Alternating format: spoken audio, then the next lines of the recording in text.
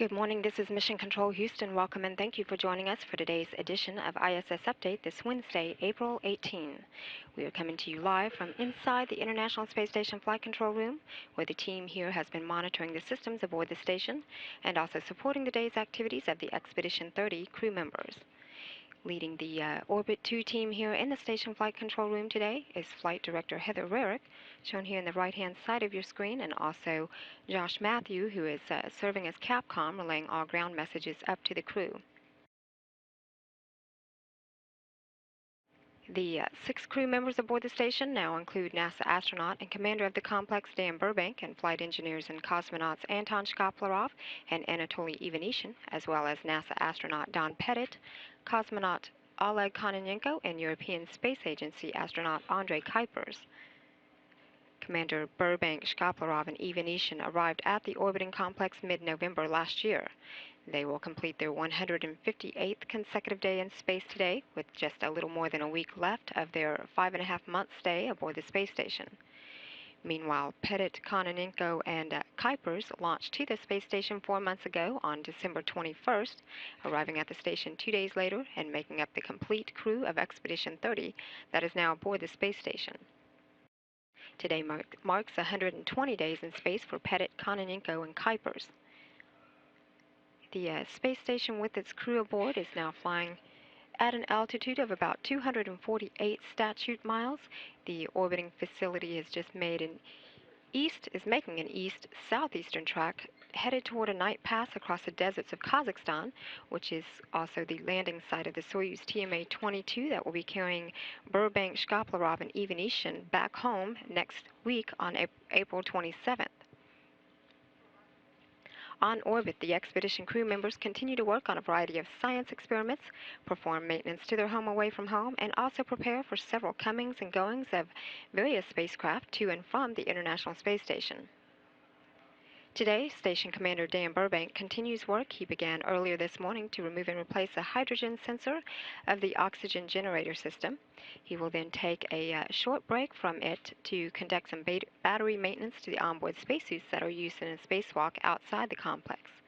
Also, flight engineers Don Pettit and Andrei Kuipers are busy practicing for the capture of the first commercial spacecraft known as Dragon to arrive at the International Space Station. The pair will perform 3 grapple practice sessions today using the station's Canadarm2 during the dry run. SpaceX's Dragon is set to launch from NASA's Kennedy Space Center at the end of the month on April 30th. Meanwhile, Anton Shkaplerov and Oleg Kononenko are prepping the Progress 46 cargo craft for its departure with final closeout activities. The hatches have been closed and the pair are now working on a leak pressure check of the hatches. The cargo craft is set to undock from the space station at 6:04 a.m. Central Time. Tomorrow morning, we'll bring you live coverage of the vehicle's undocking here on NASA television starting at 5:45 a.m. Earlier this morning, Station Commander Dan Burbank spent some time testing the quality of the water on board the station, conducting a total iodine analysis of onboard water samples. He also performed a preventative maintenance inspection of emergency equipment, including the fire extinguishers and breathing apparatus that would be used by crew members in an emergency event aboard the station. Later, he set up for and began what will be about 3.5 hours of work today to remove and replace that hydrogen sensor of the oxygen generator system. And also, flight engineer Don Pettit is spending some time working with Robonaut, the dexterous humanoid robot that is aboard the International Space Station. He assembled the robot and powered it up for some work with it that will be done during today's update hour. Also, flight engineer Andrei Kuipers performed 3 separate rebreathing exercises as part of an ongoing study known as CARD. That experiment studies blood pressure decreases in the human body exposed to microgravity for long periods of time as that of a station resident. Later today, Station Commander Burbank will continue to wrap up his work, swapping out the hydrogen sensor of that oxygen generator system, and he'll participate in a regular private psychological conference. Meanwhile, Burbank's Soyuz crewmates, cosmonauts Anton Shkaplerov and Anatoly Ivanishin, will spend some time with preparations for the trio's departure next week. Burbank, Shkaplerov, and Ivanishин, who launched from the Baikonur Cosmodrome in Kazakhstan aboard their Soyuz TMA-22 last November, are wrapping up their final week and days aboard the International Space Station as they will prepare to return back to Earth on April 27.